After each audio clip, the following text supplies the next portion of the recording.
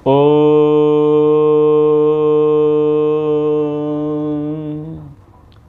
विश्वानि देव सवितुर्दुरितानि परासुव यद्भद्रं तन्यासुव यद्भद्रं तन्यासुव। महाभारत अध्ययन शांति पर्व का पाठ चल रहा है और यह 211वीं कक्षा आज है। आज का प्रसंग है कि क्या वृक्षों में आत्मा होती है। लोगों की मान्यता तो यहाँ तक है कि वो स्वयं में भी आत्मा नहीं मानते, स्वयं को भी वो मटेरियल ही मानते हैं और ये हेतु प्रस्तुत करते हैं कि पंच महाभूत जब इकट्ठे होते हैं, उनका सम्मिश्रण होता है, तब उनमें चेतना आ जाती है। तो आत्मा जैसी कोई चीज़ नहीं है, ऐसी उनकी मान्यता रहती है। पर वही लोग ये विचार नहीं करते कि पंच महाभूतों का जो ये मिश्रित शरीर है जिसमें आप चेतना बता रहे हैं, तो ऐसा क्या हो जाता है कि फिर ये शरीर फूलने लग जाता है, इसमें दुर्गंध आने लग जाती है और एकाएक ये शरीर चलना फिरना और व्यवहार करना बंद कर देता है और फिर आप कहते हो कि इसे जला दो। तो तब ऐसा क्या घट जाता है, ऐसा इसके अंदर क्या होता है जो चला जाता है, तो उस पर वो प्रायः चुप हो जाते हैं। तो मूल रूप से शरीर में भी आत्मा है। जितने भी पशु पक्षी वृक्ष वनस्पति जीव जंतु कीट पतंग दिखाई देते हैं, सभी के अंदर आत्मा है। आत्मा की सत्ता को झुटलाया नहीं जा सकता, उसको नकारा नहीं जा सकता। तो आत्मा के लक्षण हैं इच्छा, प्रयत्न, सुख दुख, ज्ञान, ये आत्मा के लक्षण हैं। जहाँ पर जीवात्मा होगा वहाँ पर आपको क्रिएटिविटी दिखाई देगी, कुछ न कुछ प्रयत्न करता हुआ वो दिखाई देगा प्राणी, कुछ न कुछ इच्छा करता हुआ दिखाई देगा, सुख की तरफ भागता हुआ दिखाई देगा और दुख से दूर हटता हुआ दिखाई देगा। वो कुछ न कुछ प्राप्ति की अभिलाषा रखेगा। तो ये आत्मा के लक्षण होते हैं। इच्छा द्वेष प्रयत्न सुख दुख जानानि आत्मनो लिंगमिति, ये न्याय दर्शन का सूत्र है। तो ये जो है उसके स्वाभाविक गुण हैं। वो कुछ न कुछ इच्छा करेगा, वो द्वेष करेगा, किससे? दुख से द्वेष करेगा। क्या चाहेगा? सदा स्वयं के लिए सुख चाहेगा और कुछ न कुछ प्रयत्न करता रहेगा और कुछ न कुछ प्राप्ति यानी ज्ञान प्राप्त करना, ज्ञान को अर्जित करना, वो उसका धर्म बना रहेगा। तो वृक्षों के विषय में जानते हैं। तो वृक्षों को स्मृतिकार स्थावर योनियां कहते हैं। स्थावर योनियां यानी जो एक जगह पर खड़ी हुई हैं, स्थिर हैं, उनको स्थावर योनियां कहते हैं। और ये अत्यंत तमोगुणी योनियां इनको कहा गया है। कर्मफल के अंतर्गत महर्षि मनु जी कहते हैं कि जो शरीर से जघन्य अपराध करते हैं, भयंकर पाप करते हैं, उनको परमात्मा की व्यवस्था से इस योनि में आना होता है, ये उसे दंड मिलता है। तो आपने देखा होगा कि पेड़ एक जगह पर कई वर्षों तक, सैकड़ों वर्षों तक खड़े रहते हैं और अपने दंड को भोग रहे होते हैं। तो ये जघन्य अपराधियों के लिए स्थावर योनियां हैं। हत्याएं, बलात्कार, व्यभिचार और बहुत सारा जो जनमानस है उसको पीड़ित करना, प्रताड़ित करना, हिंसा करना, उन लोगों को ये योनियां मिलती हैं अत्यंत तमोगुण के प्रभाव से, अत्यंत क्रूर कर्मों के प्रभाव से। इस प्रकार की योनियों का विधान महर्षि मनु जी ने बताया है। तो अब उस चेतना के विषय में समझते हैं कि उनके अंदर क्या क्या चेतना होती हैं। हमारे अंदर 5 इंद्रियां हैं जिनको ज्ञानेंद्रिय कहते हैं। उन ज्ञानेंद्रियों के अपने अपने विषय हैं, रूप रस शब्द स्पर्श गंध। तो ज्ञानेंद्रियां कौन कौन सी हैं? जिनसे हम ज्ञान प्राप्त करते हैं। आँखों से देखते हैं, कानों से सुनते हैं, कानों से सुनते हैं, जीभ से चखते हैं, नासिका से सूंघते हैं, हाथों से स्पर्श करते हैं। तो ये 5 इंद्रियां हमारे अंदर होती हैं, ये फीलिंग हमारे अंदर होती हैं। इसी के माध्यम से हम रस रूप गंध स्पर्श को अनुभव कर पाते हैं, समझ पाते हैं। ठीक है, वैसी ही इंद्रियां जीवों पेड़ों के पास भी हैं। तो कैसी कैसी हैं, किस प्रकार से हैं? तो यहाँ प्रसंग चल रहा है कि पितामह भीष्म जी युधिष्ठिर को कई सारे उपदेश दे रहे हैं और ये शांति पर्व में सार कहा गया है। अलग अलग प्रसंगों का सार बताया गया है। कई कथानक यहाँ पर आए हुए हैं, कईयों का संवाद यहाँ पर आया हुआ है। कहीं पर भृगु उवाच हैं, कहीं पर प्रहलाद हैं, कहीं पर बृहस्पति हैं, कहीं पर शुक्र हैं, कहीं पर जनक हैं, कहीं पर इंद्र हैं, तो कहीं पर कोई तो कहीं पर कोई।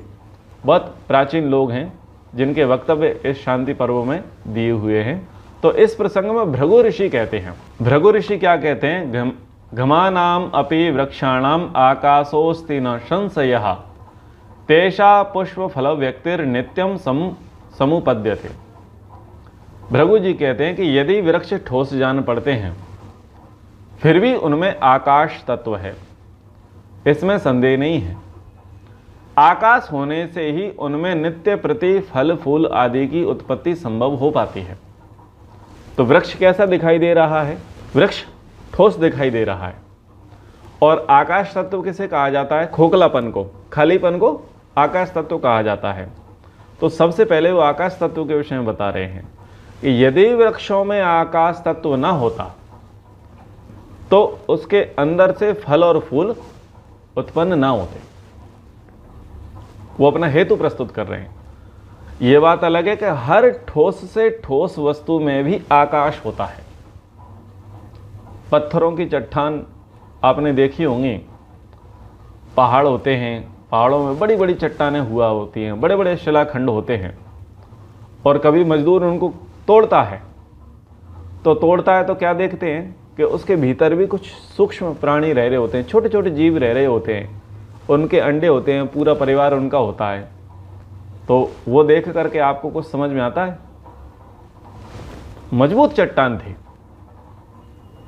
ठोस चट्टान थी, लेकिन उसके अंदर भी जीव रह रहे थे। तो बताओ उनका दाना पानी कैसे चल रहा होगा, उनके प्राण कैसे चल रहे होंगे? ये एक उदाहरण है कि ठोस वस्तु में भी आकाश तत्व होता है। ठीक है, तो यहां पर वो यही कह रहे हैं कि जो पेड़ हैं, पेड़ के अंदर से भी तो फल और फूल उत्पन्न होते हैं। यदि आकाश तत्व ना होता तो ये क्रिया ना होती।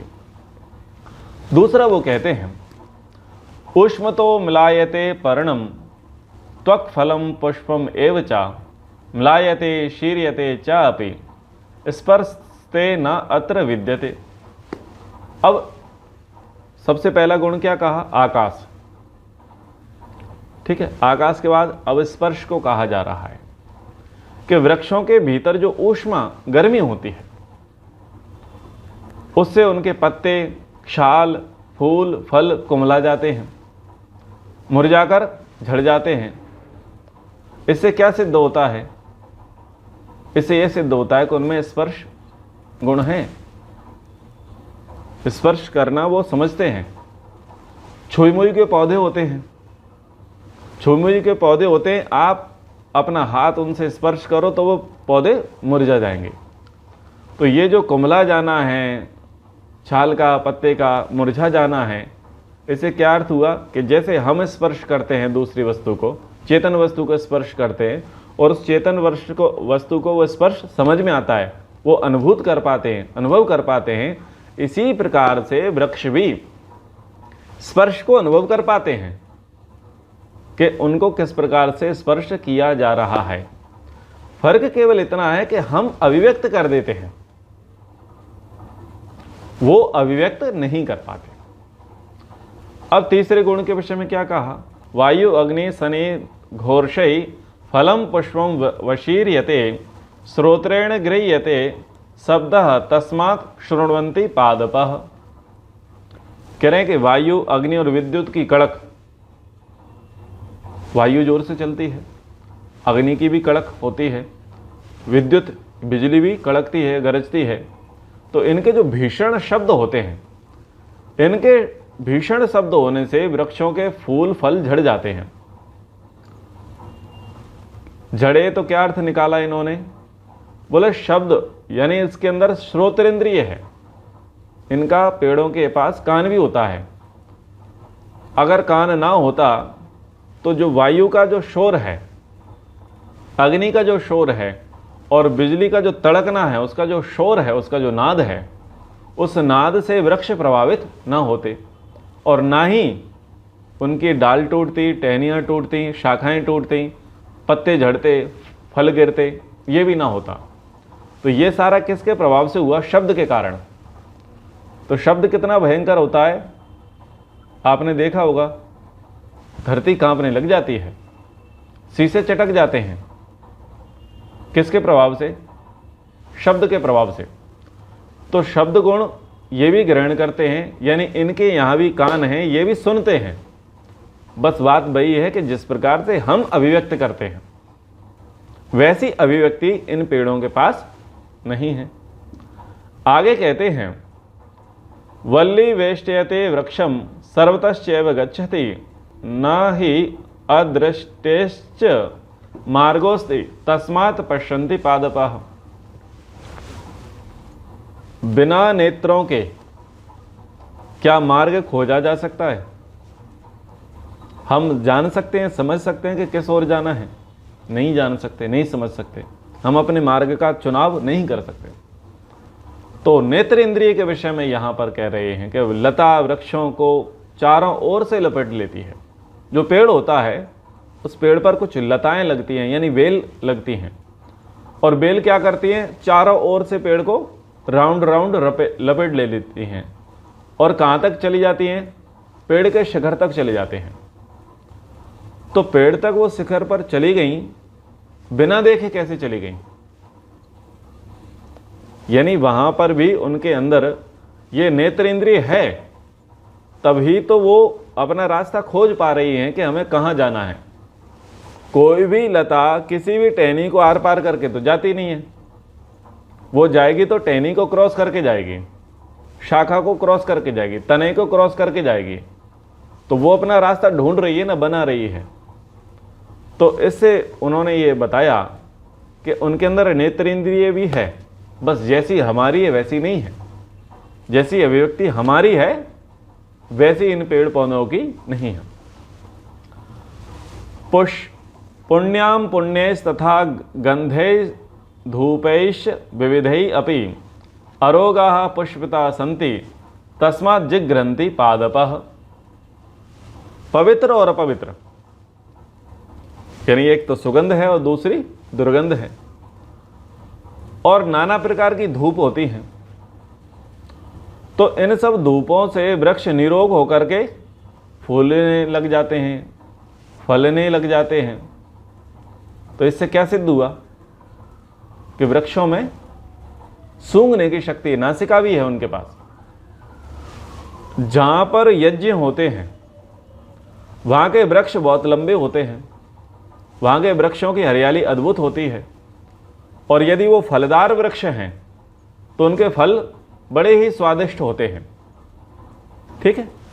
ठीक इसके विपरीत यदि गंदी नाली के निकट, जहां पर बहुत ज़्यादा पर्यावरण का प्रदूषण हो रहा है, जल प्रदूषण है, वायु प्रदूषण है, मिट्टी प्रदूषण है, और ऐसे स्थान पर पौधा लगा हुआ है, पेड़ लगा हुआ है, तो वो पेड़ भी उससे प्रभावित होता हुआ दिखाई देता है।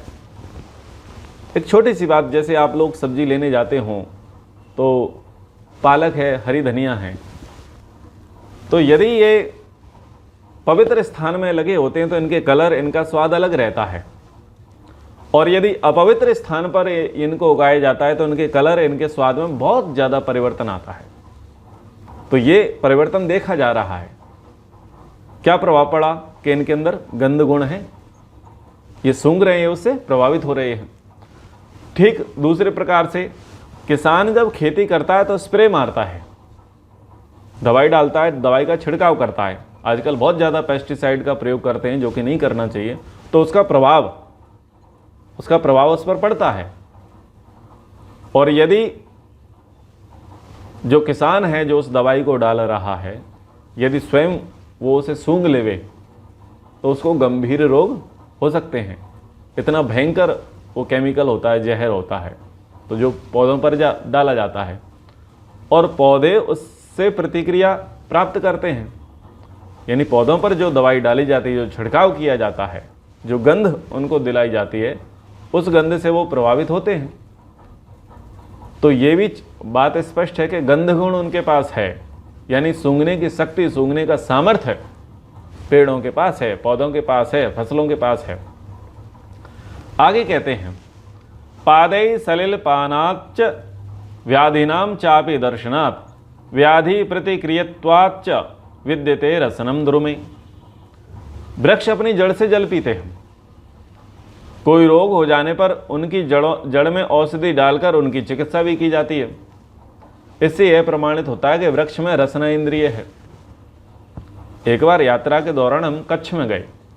कच्छ में भुज नगर है और भुज के आसपास कई छोटे छोटे गांव हैं।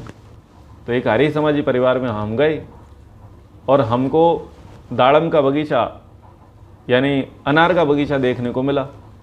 वहाँ ड्रिप सिस्टम किया हुआ था और देख रहे थे कि वहाँ गुड़ पिलाया जा रहा है, छाछ पिलाई जा रही है, दूध पिलाया जा रहा है। मैंने कहा ये तो मनुष्य का भोजन है। बोले गुरुजी ये अनार का भी भोजन है, इससे बलवान बनता है, पोषण अच्छा मिलता है। तो वो बड़े आश्चर्य की बात देखी। तो क्या देखा जा रहा है कि उनको पोषण कहाँ से मिल रहा है? जड़ों के माध्यम से। जैसे कि मैंने पहले बताया कि धनिया है, पालक है, पुदीना है, यदि गंदी जगह पर लगेंगे तो वैसा प्रभाव पड़ेगा और अच्छी जगह पर लगेंगे तो वैसा प्रभाव पड़ेगा। तो रोग होना और रोगों का निदान होना कहाँ से संभव हो रहा है? जड़ से। यानी उनके अंदर रसना इंद्रिय है, वो रस ले लेते हैं और रसों के माध्यम से उनकी चिकित्सा हो जाती है। ठीक है, तो इससे यह सिद्ध होता है कि उनके अंदर रसना भी है। बस जैसे हम अभिव्यक्त करते हैं वैसी अभिव्यक्ति उनके पास नहीं है। सुख दुखयोश ग्रहणाम इच्छन्यस्य च विरोहणात् जीवम पश्यामि वृक्षाणाम अचैतन्यम न विद्यते। वृक्ष के कट जाने पर उनमें नया अंकुर फूट जाता है। वे सुख दुख को भी ग्रहण करते हैं। इससे मैं समझता हूं कि वृक्षों में जीव हैं, वे अचेतन जड़ नहीं है।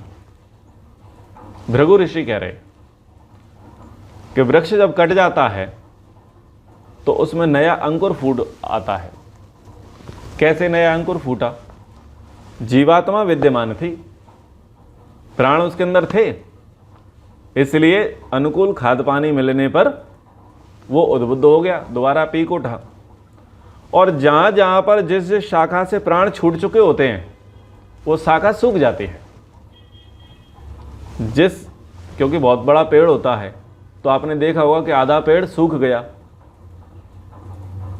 कई पेड़ आपने ऐसे देखे होंगे कि आधा पेड़ सूख गया है, तो आधा तो सूखा हुआ और आधा खिला हुआ है, हरा है।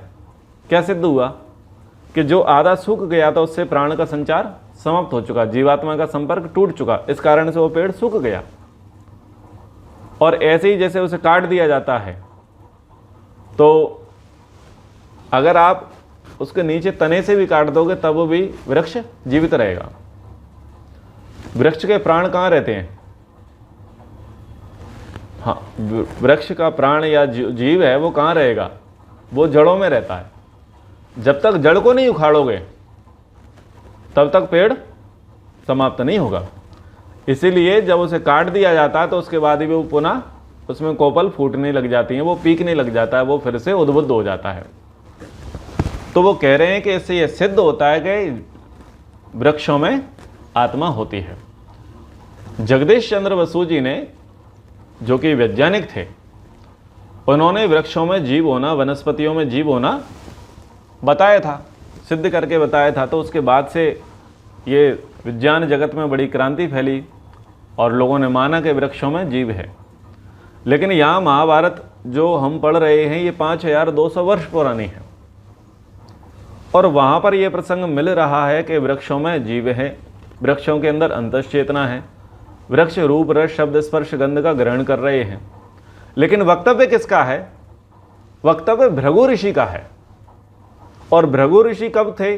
वो महाभारत काल के नहीं थे, यानी वो उससे बहुत पहले के थे। तो उतने वर्षों पुरानी ये मान्यता भारत में है, ये प्रमाण के साथ कि वृक्षों में आत्मा होती है। तो ये तो इतिहास का प्रमाण दे दिया। हमारा आदि संविधान मनुस्मृति है, और मनुस्मृति में 4 प्रकार की सृष्टि बताई गई है, 4 प्रकार से प्राणियों की उत्पत्ति बताई है। अंडज, उद्भिज, स्वेदज, जरायुज, 4 प्रकार से बताई है। अंडज जो अंडे से उत्पन्न होते हैं, पक्षी अंडे से उत्पन्न होते हैं, सांप अंडे से उत्पन्न होता है, ये जीव हैं। स्वेदज जो पसीने से उत्पन्न होते हैं, पसीने के कारण से, उमस के कारण, ह्यूमिडिटी के कारण जो उत्पन्न हो जाते हैं, वो जीव हैं। तो जो भी है, जुए हैं, पिस्सू है, डांस है, मच्छर है, मक्खी है, ये सब ऐसे ही गंदगी के कारण से उत्पन्न हो जाते हैं। अंडज, स्वेदज, जरायुज, जरायुज यानी गर्म झिल्ली से पैदा होने वाले। तो जरायुज में कौन आते हैं? मनुष्य आते हैं, और 4 पैर वाले पशु आते हैं, ठीक है। और अंत में है उद्भिज। उद्भिज कौन है? जो धरती को फाड़ करके बाहर निकलते हैं। तो उद्भिज प्राणियों में किसे कहा गया है? वृक्ष वनस्पतियों को। ये वृक्ष वनस्पतियां पहले भी ऐसे ही पैदा हो रही थी, आज भी ऐसे पैदा हो रही हैं, और आगे भी ऐसे ही पैदा होंगी। तो महर्षि मनु जी भी यही बता रहे हैं कि वृक्षों में, पौधों में, घास में, फलों में, फूलों में, ठीक है ना, सब्जियों में, फसलों में, जो भी हरियाली आपको दिखाई दे रही है, उन सब में क्या है? जीव है, उसमें सब में आत्मा है। फिर कह रहे हैं श्रितो मूर्धानाम आत्मा तो शरीरम परिपालयन प्राणो मूर्धनि चाग्नो च वर्तमानो विचेष्टते। आत्मा मस्तक के रंध्र स्थान में स्थित होकर सारे शरीर की रक्षा करता है, तथा प्राण मस्तक और अग्नि दोनों में स्थित होकर शरीर को चेष्टाशील बनाता है। तो ये यहाँ पर इस प्रकार से इन्होंने कहा। तो वहां पर आत्मा का मस्तिष्क क्या है? समझ में आ रहा है ना? शरीर, पेड़ का मस्तिष्क क्या है? पेड़ का मस्तिष्क होता है जड़, पेड़ उल्टा होता है, तो वो वहां पर उनका मस्तिष्क कहा गया है, जड़ों को मस्तिष्क कहा गया है। तो ये प्रसंग आया है कि वृक्षों में अंतश्चेतना होती है, और इसको यहाँ पर बताया गया है। ये बड़े ही काम के प्रसंग हैं, तो आप इसे जानिए, समझिएगा। समय के अनुसार कक्षा को यहाँ पर विराम करते हैं। ओम का उच्चारण। ओम।